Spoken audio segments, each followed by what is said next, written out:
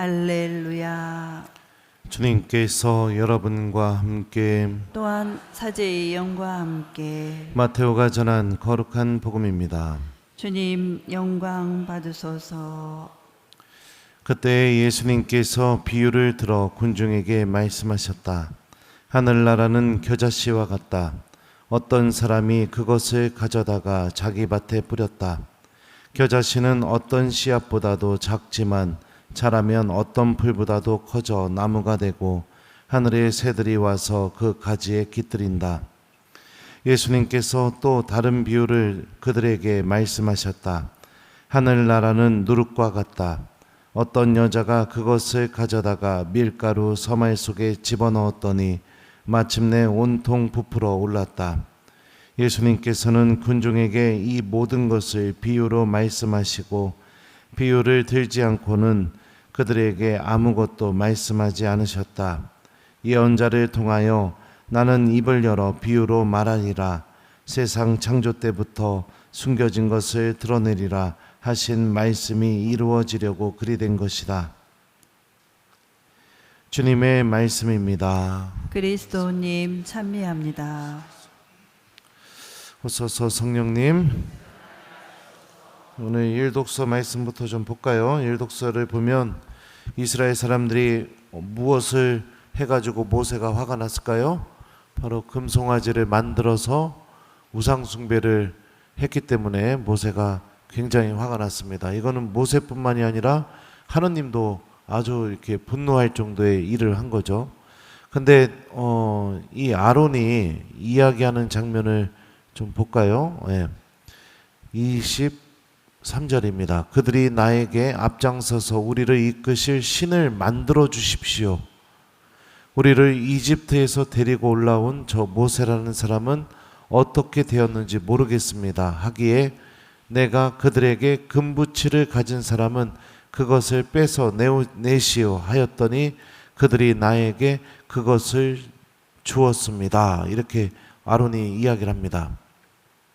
그리고 그래서 내가 그것을 불에 던졌더니 이 숫송아지가 나온 것입니다. 우상 숭배의 시작이 어떻게 시작되는지를 우리가 이 말을 통해서 알 수가 있습니다. 이스라엘 사람들이 생각해 보세요. 광야에서 어떻게 금부치를 갖고 있었을까요? 기억 안 나세요? 어떻게 이 사람들이 광야 생활을 하고 있는데 금부치를 갖고 있었을까? 이집트에서 살 때는 노예였습니다. 노예들이 어떻게 금부치를 갖고 있었을까요? 이집트를 탈출하게 될 때 하느님이 지시하셨습니다. 이집트 집안에 가서 이집트 사람들에게 가서 금부치를 요구하여라. 그거는 너희들이 그동안 강제 노역한 대가이기도 하고 너희들이 노예로서 이집트를 탈출하는 게 아니라 하느님 백성으로서 자유인으로서 이집트를 탈출하게 된다라는 것을 드러내는 상징이었습니다. 상징. 그러니까 하느님께서 이 어마어마한 일을 일으켜 주셨고 내가 하느님에 대한 믿음으로 인해서 노예가 아니라 자유인이라는 상징. 그러면 이 금부치를 볼 때마다 무슨 생각을 해야 될까요? 네? 여러분들 결혼 반지 다 갖고 있죠? 그거 팔아먹으시오? 네? 갖고 있을 겁니다. 그거 웬만하면 못 팔 거예요. 왜 못 팔을까요? 결혼했을 때 마음이 담겨 있으니까. 네. 그러면 그 금부치에는 무엇이 담겨 있었을까요? 이스라엘을 향한 하느님의 사랑. 그게 다 담겨 있었죠. 그걸 불에다 넣어서 금송아지로 만들어 버렸습니다. 그러면은 우상 숭배는 언제 우리에게 찾아오게 될까요? 감사할 줄 모르는 마음. 내 삶 안에서 하느님께 감사드리는 것이 사라지게 되었을 때, 그럴 때 우상 숭배가 내 마음 안에서 시작됩니다. 모든 것이 하느님께서 이루어 주셨고 하느님께서 이 은총을 주셨다는 인식에 대한 부족. 그러니까 뭐가 필요해요? 지금 당장 나를 위로해 줄 신이 필요한 겁니다. 지금 당장 내가 원하는 것을 들어줄 수 있는 어떠한 액션이 주어지게 되는 그런 대상이 필요한 겁니다. 불안하고 초조하고 어떻게 될지 모르고, 예. 그러니 이 마음을 해결해 줄 수 있는 무엇인가가 필요한 거예요. 그래서 이 이스라엘 사람들이 뭐라고 얘기해요? 우리를 이끄실 신을 만들어 주십시오, 이렇게 얘기하는 거예요. 예. 뭔가라도 만들어서 이 불안한 초조함, 예. 이 난처함, 이걸 해결할 수 있는 거. 그래서 어떻게 해요? 하느님에 대한 감사하는 마음을 잃어버린 사람들은 불안하고 초조하면 어떻게 할까요? 1번, 성전에 와서 성체조배를 하면서 다시 하느님께 의지한다. 2번, 전보로 간다. 몇 번일까요? 예, 우리 본당은 그렇죠. 예. 근데 하느님을 선택하지 않고, 예, 어떡합니까? 전보로 가는 사람들이 많아요. 지금 당장 내가 원하는 답을 얻기 위해서. 사람의 삶은 여러분들 지금 당장 내가 원하는 답을 기계처럼 뚝딱뚝딱 얻으면서 살아가는 거, 그거 사람의 인생이 아니죠. 여러분들 경험을 통해서도 알 수 있을 겁니다. 오늘날의 우상 숭배가 성행합니다. 스마트폰부터 시작해서, 예, 그리고 또 유튜브, 또 뭐가 있을까요? 우리 부모들에게는 자녀라는 우상 숭배를 하고 있죠. 예. 자녀를 위해서 그냥 최대한 뭔가를 다 주려고 합니다. 근데 과유불급이라는 말도 있습니다. 그 잘못된 우상 숭배가 자녀들을 망치기도 하죠. 예. 여러분들 저기 뭡니까? 우리 교우들 돌아가셨을 때 빈소에서 벌어지는 일들을 보시면은 충분히 이해하실 겁니다. 예. 죽은 엄마를 위해서 기도할 줄 모르는 자녀들, 예. 빈소에서 연도 한번 바치는 것을, 예, 죽도록 싫어하는 자녀들. 근데 그 부모도 그 자녀에게 모든 것을 다 내어줬겠죠. 예. 우상 숭배하고 있기 때문에 그런 거죠. 정치라는 우상 숭배, 또 돈이라는 우상 숭배, 게임이라는 우상 숭배, 술이라는 우상 숭배, 중독, 뭐 이런 것들을 일으키는 우상 숭배에 다 빠져 있죠. 이 모든 게 무엇에 대한 인식의 부족이냐? 하느님께 대한 감사드릴 줄 아는 마음이 없었기 때문에. 감사는 언제 드릴 수 있어요? 아, 이 모든 게 내 힘으로 이루어진 게 아닌 것이구나. 누군가가 희생했구나. 누군가가 자기의 것을 내어줬구나. 그래서 내가 지금 이 행복을 누리고 있구나. 이거에 대한 인식을 하게 될 때 사람은 당연히 감사를 드리게 되게 돼 있죠. 나의 삶이 하느님의 희생, 예수님을 통한 희생, 그죠? 그리고 나의 삶이 하느님의 내어주심, 이 모든 것을 통해서 이루어졌다는 인식. 그러면 감사는, 이런 인식들은 어떻게 해야 우리가 할 수 있게 될까요? 기도하는 삶.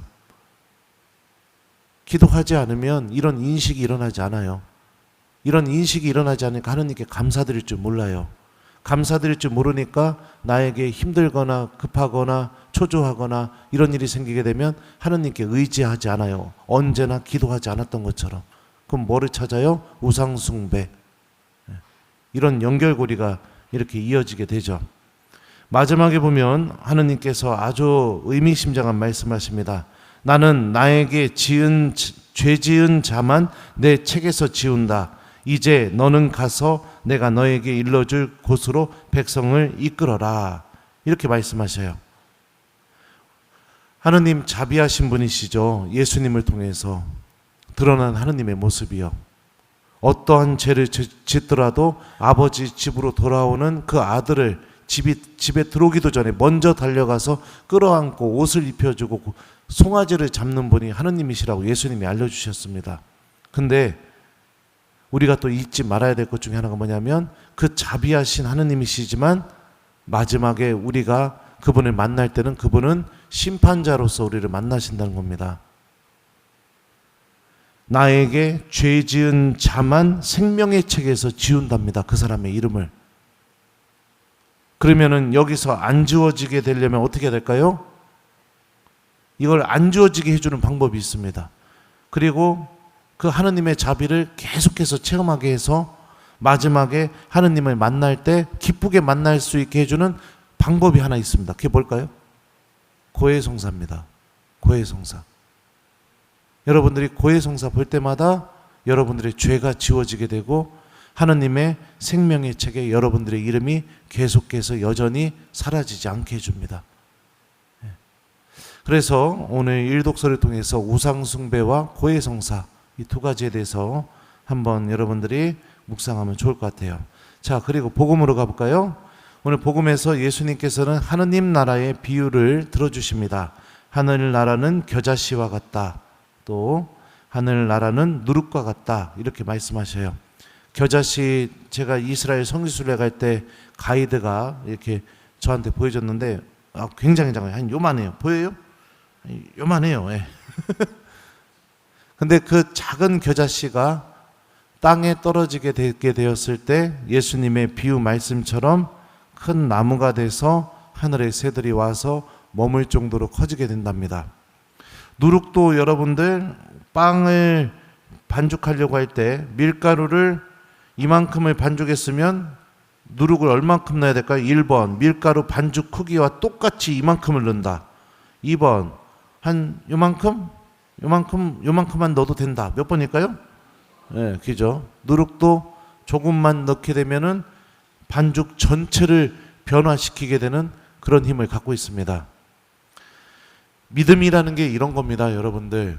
우리들의 마음 안에 들어오게 되었을 때 우리들의 삶 전체를 변화시킬 수 있는 힘을 갖고 있는 게 바로 하느님 나라에 관한 복음이고 또 하느님 나라에 대한 믿음이 그런 힘을 갖고 있다는 거예요. 우리들 안에는 예수님께서 뿌려주신 겨자씨와 그 다음에 누룩이 담겨 있습니다. 그 겨자씨가 점점 자라나서 또 누룩이 우리들의 삶 안에서 온통 부풀러 오를 수 있는 삶으로 나아가야겠죠. 이게 여러분들 우리가 하느님 나라를 준비하는 올바른 신앙생활인 것이죠. 변화가 일어나야 됩니다. 하느님이 내가 원하는 것을 들어주기 위해서 움직이는 것이 아니라 하느님께서 바라시는 것을 내가 이루기 위해서 내가 변화되고 움직이는 것, 이게 여러분들 믿음의 삶이고 신앙생활입니다. 세상의 논리와 기준과 잣대를 들이대서 신앙생활을 예단하려고 하지 마십시오. 우리는 그런 방법으로 살아가는 사람들이 아닙니다. 모든 사람들이 다 그렇다고 얘기할 수 있을지 모르겠지만 우리는 복음의 방법으로 살아가는 사람입니다. 나의 판단과 생각이 복음적이어야 됩니다. 그렇게 될 때 예수님께서 뿌려주신 하느님 나라의 겨자씨는 우리들의 믿음의 바탕에서 자라나게 될 겁니다. 또 예수님께서 넣어주신 누룩은 우리들의 믿음의 삶 전체를 하느님 나라에 대한 희망으로 가득 차게 변화시키게 될 겁니다. 하느님과 세상은 여러분들 같이 붙들고 살아갈 수는 없는 겁니다. 그러면 여러분, 우리는 어떻게 살아가는 사람인가? 복음의 빛을 통해서 세상을 변화시키는 사람입니다. 우리가 마치 하나의 겨자씨처럼 또 마치 소량의 누룩처럼 세상 안으로 들어가서 내 가정부터 그리고 내 일터, 내가 만나는 모든 사람들이 변화되게 하는 그런 사람들입니다. 우리의 삶이 그런 겁니다. 세상의 삶 반, 복음의 삶 반 가지고 와서 믹스해서 살아가는 게 아니라 복음의 삶을 들고 세상 안에 들어가서 세상이 복음의 삶으로 바뀌게 하는 사람들. 이게 하느님의 자녀들의 삶의 모습인 거죠. 자, 그러면 오늘 일독서는 우상숭배에 대해서 이야기하고 있고 오늘 복음은 하느님 나라에 대해서 이야기하고 있습니다. 감사드리는 마음이 없어지게 될 때 우상숭배가 쉽게 찾아오게 된다. 감사드리는 마음은 기도하는 삶이 없어지게 될 때 우리 안에서 사라지게 돼 있다. 예. 자, 이게 오늘 일독서를 통해서 우리가 생각해 볼 수 있는 메시지고요. 복음은 하느님 나라는 점점 자라나고 우리를 변화시키는 힘을 갖고 있다. 그러면 이 메시지를 갖고 오늘 하루 우리가 어떻게 살아야 될까요? 오늘 하느님께 우리가 우상숭배를 하지 않고 주님께서 베풀어 주신 것에 대한 감사드리는 기도를 하면서 또 내가 오늘 일하는 곳, 내가 오늘 머무는 곳에 복음의 향기가 전해질 수 있도록 하느님 자녀답게 오늘 기쁘게 살아가면 오늘 우리가 세상 안에서 겨자씨로 또 누룩으로 살아갈 수 있게 될 것 같습니다. 그래서 오늘 하루는 여러분들 숙제 드려요. 하느님께 감사기도 드리는 하루를 보내기, 그리고 내가 있는 곳에서 내가 만나는 사람들 안에서 예수님의 말씀을 실천하면서 그곳이 하느님 나라에 대한 희망으로 변화되게 한번 노력해 보기, 이 두 가지를 오늘 잘 하는 그런 오늘 하루를 보냈으면 좋겠습니다. 하늘나라는 겨자씨와 같다. 하늘나라는 누룩과 같다. 아멘.